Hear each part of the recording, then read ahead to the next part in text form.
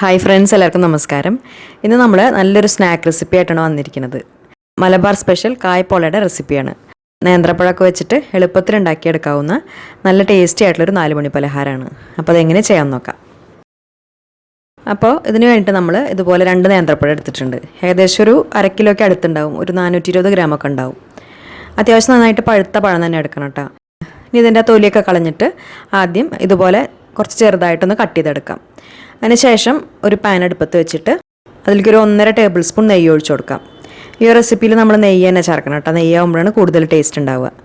നെയ്യ് നന്നായിട്ട് ചൂടായി കഴിയുമ്പോൾ ആദ്യം ഇതിൽ നമുക്ക് കുറച്ച് അണ്ടിപ്പരിപ്പ് മുന്തിരിയൊക്കെ ഒന്ന് റോസ്റ്റ് ചെയ്തെടുക്കുകയാണ് വേണ്ടത്. അപ്പോൾ കുറച്ച് അണ്ടിപ്പരിപ്പ് ഇട്ട് കൊടുക്കാം. എന്നിട്ട് അത് നന്നായിട്ടൊന്ന് റോസ്റ്റായി വരുന്ന സമയത്ത് കുറച്ച് മുന്തിരിയും ചേർക്കാം. അപ്പോൾ അണ്ടിപ്പരിപ്പിനും മുന്തിരിക്കും പ്രത്യേകിച്ച് കണക്കില്ല കേട്ടോ. നമുക്ക് എത്ര വേണ്ട വെച്ചാൽ അതിനനുസരിച്ച് എടുക്കാം. രണ്ടും നന്നായിട്ട് റോസ്റ്റ് ചെയ്തെടുക്കുക. അതിനുശേഷം പിന്നെ ആ സെയിം നെയ്യിൽ നമ്മൾ നേരത്തെ കട്ട് ചെയ്ത് വെച്ചിട്ടുള്ള ആ പഴത്തിൻ്റെ കഷ്ണങ്ങൾ ഇട്ട് കൊടുത്തിട്ട് അതും നന്നായിട്ടൊന്ന് വഴറ്റിയെടുക്കുകയാണ് വേണ്ടത്. അപ്പോൾ മീഡിയം ഫ്ലെയിമിൽ വെച്ചിട്ട് നന്നായിട്ട് വഴറ്റിയെടുക്കുക. പഴം ഒരുപാട് അങ്ങോട്ട് ഉടഞ്ഞു പോകാൻ പാടില്ല. ഇങ്ങനെ കഷ്ണങ്ങളായിട്ട് തന്നെ വേണം. എന്നാൽ കഷ്ണങ്ങളൊക്കെ ഒന്ന് ചെറുതായിട്ടൊന്ന് റോസ്റ്റായി വരും വേണം. ആ രീതിയിൽ നല്ലോണം ഒന്ന് വഴറ്റിയെടുക്കുക.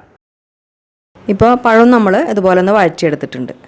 ഇനി ഇത് നമ്മൾ പെട്ടെന്ന് തന്നെ ഈ ഒരു പാനിൽ നിന്ന് മാറ്റി വയ്ക്കണം. അല്ലെങ്കിൽ പാനിൻ്റെ ചൂട് തട്ടിയിട്ട് പഴം കരിഞ്ഞു പോകാൻ ചാൻസ് ഉണ്ട്. ഇനി ഇതിന് വേണ്ടിയിട്ട് 3 മുട്ട എടുത്തിട്ടുണ്ട്. അത് മിക്സിയുടെ ഒരു ജാറിലേക്ക് ഒഴിച്ചു കൊടുക്കാം. എന്നിട്ട് അതിൻ്റെ കൂടെ ഒരു 3 ടേബിൾ സ്പൂൺ പഞ്ചസാരയും ഒരു 1/2 ടീസ്പൂൺ ഏലക്കപ്പൊടിയും ചേർത്ത് കൊടുക്കാം. ഇപ്പോൾ പഞ്ചസാരയുടെ അളവെന്ന് പറയുമ്പോൾ നമ്മളെടുത്തിട്ടുള്ള പഴത്തിൻ്റെ മധുരമൊക്കെ നോക്കിയിട്ട് ആവശ്യത്തിനനുസരിച്ച് ചേർത്ത് കൊടുക്കാം.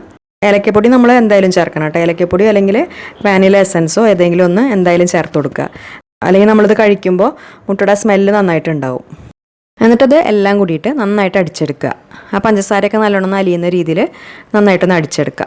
ഇതിങ്ങനെ മിക്സിയിൽ തന്നെ ചെയ്യണമെന്നില്ല കേട്ടോ. സ്പൂണോ ഫോർക്കോ വെച്ചിട്ട് നന്നായിട്ട് മിക്സ് ചെയ്തെടുത്താലും മതി. പക്ഷെ മിക്സിയിലാകുമ്പോൾ പഞ്ചസാരയൊക്കെ പെട്ടെന്ന് അലിഞ്ഞു വരും. അതിനുശേഷം അതിലേക്ക് നമ്മൾ നേരത്തെ വഴറ്റി വെച്ചിട്ടുള്ള ആ നേന്ത്രപ്പഴമാണ് ചേർത്ത് കൊടുക്കേണ്ടത്.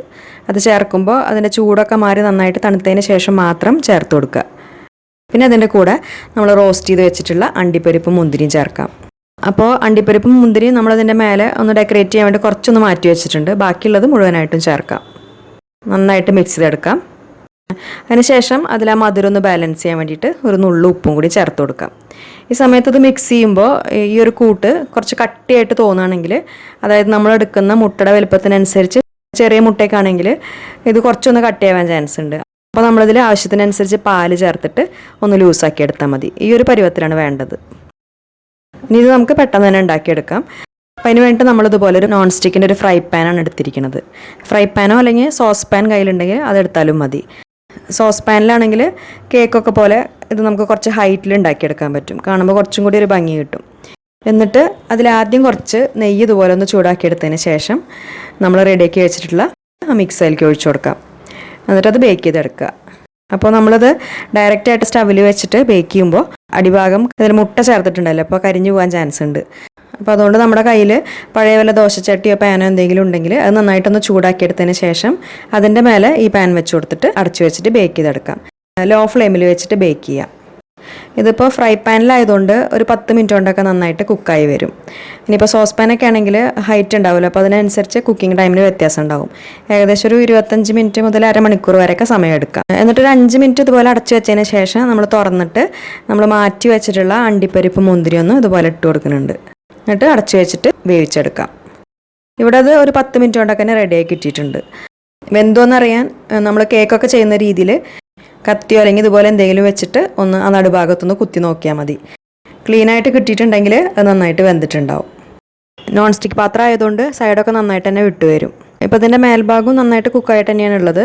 എന്നാലും മേൽഭാഗം കുറച്ചൊന്ന് മൊരിഞ്ഞ രീതിയിൽ വേണമെങ്കിൽ അത് ഇതുപോലെ പ്ലേറ്റിലേക്കൊന്ന് മറിച്ചിട്ട് കൊടുത്തതിന് ശേഷം ആ പാനിൽ ആവശ്യമാണെങ്കിൽ കുറച്ചും കൂടി നെയ്യാക്കി കൊടുത്തിട്ട് ഇതുപോലെ വീണ്ടും ഒന്ന് അങ്ങോട്ട് വെച്ച് കൊടുത്താൽ മതി. എന്നിട്ട് 1 മിനിറ്റും കൂടിയൊക്കെ ഒന്ന് വേവിച്ചെടുത്താൽ മതി. അപ്പോഴേക്കും ആ ഭാഗം നന്നായിട്ട് നല്ലൊരു കളറായിട്ട് കിട്ടും. അതിനുശേഷം പിന്നെ ചെറിയൊരു ചൂടോട് കൂടി തന്നെ അത് കട്ട് ചെയ്ത് കഴിക്കാം. നല്ല ടേസ്റ്റി ആയിട്ടുള്ളൊരു പലഹാരമാണ്. നേന്ത്രപ്പഴവും മുട്ടയൊക്കെ നമ്മുടെ അടുത്ത് എപ്പോഴും ഉണ്ടാവുന്നതാണല്ലോ. നമുക്കത് കുട്ടികളൊക്കെ സ്കൂൾ വിട്ട് വരുമ്പോഴേക്കൊക്കെ പെട്ടെന്ന് ഉണ്ടാക്കി കൊടുക്കാവുന്ന ഒരു പലഹാരമാണ്. അപ്പോൾ ഈ ഒരു കായ്പോളയുടെ റെസിപ്പി എല്ലാവർക്കും ഇഷ്ടമായി എന്ന് വിചാരിക്കുന്നു. കുറേ ആൾക്കാർക്കൊക്കെ അറിയുന്നത് തന്നെയാവും. എന്നാലും ഇതുവരെ ഉണ്ടാക്കി നോക്കാത്തവരുണ്ടെങ്കിൽ എന്തായാലും ഉണ്ടാക്കി നോക്കുക. എന്നിട്ട് ഫീഡ്ബാക്സൊക്കെ മറക്കാതെ അറിയിക്കുക. പിന്നെ വീഡിയോ നിങ്ങൾക്ക് ഇഷ്ടപ്പെടുകയാണെങ്കിൽ പറ്റുമെങ്കിൽ ഒന്ന് ലൈക്ക് ചെയ്യുക, ഫ്രണ്ട്സിനും ഫാമിലിക്കൊക്കെ ഒന്ന് ഷെയർ ചെയ്ത് കൊടുക്കുക. പിന്നെ നമ്മുടെ ചാനൽ സബ്സ്ക്രൈബ് ചെയ്യാത്തവർ മറക്കാതെ ഒന്ന് സബ്സ്ക്രൈബ് ചെയ്ത് സപ്പോർട്ട് ചെയ്യുക. അപ്പോൾ നല്ലൊരു റെസിപ്പി വീഡിയോ ആയിട്ട് ഇനി വീണ്ടും കാണാം. താങ്ക്